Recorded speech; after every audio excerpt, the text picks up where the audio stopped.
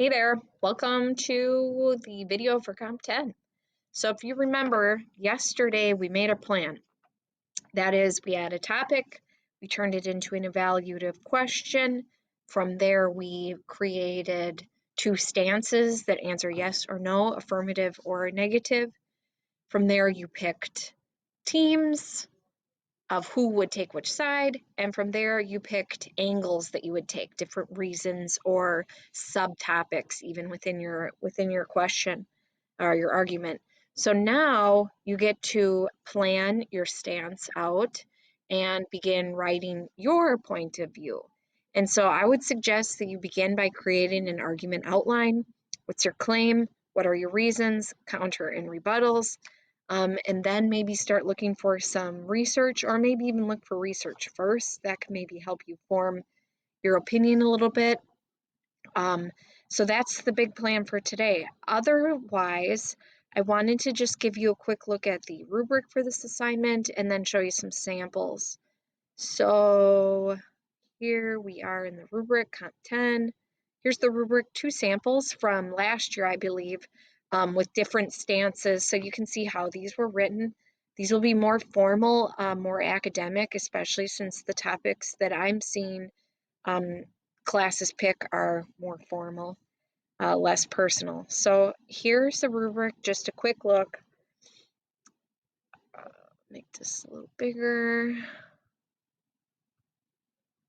So our main goal here is writing an evaluative argument. You used the process that I just went through to figure out your stance. There are some helpful tools in your textbook. There's a guide to writing an evaluation in the book, and there are also some samples in the book and on Google Classroom that I just mentioned. You're gathering two outside credible relevant sources to help you with your point of view. You are creating a thesis, establishing background, giving evidence, and counter-arguments, rebuttals. Keep striving to be original and creative. Address your argument to an authentic audience, which is our class and your opponents. So our central question is, what's your stance? Why is your evaluation correct? What evidence do you have? And how would other people evaluate it? Why are they incorrect? 3 to 5 pages, times New Roman, double spaced. And so if we take a look at the rubric, build to your argument, thesis at the end, background, reasons, evidence, counter, rebuttal, conclusion, recaps, and states your thesis compellingly. Logically sequenced, linking sections of the paper to create cohesion, working on transitions. Creative and compelling, maybe using some rhetorical devices, artful writing strategies, which you're going to see in artful writing this week. Proofread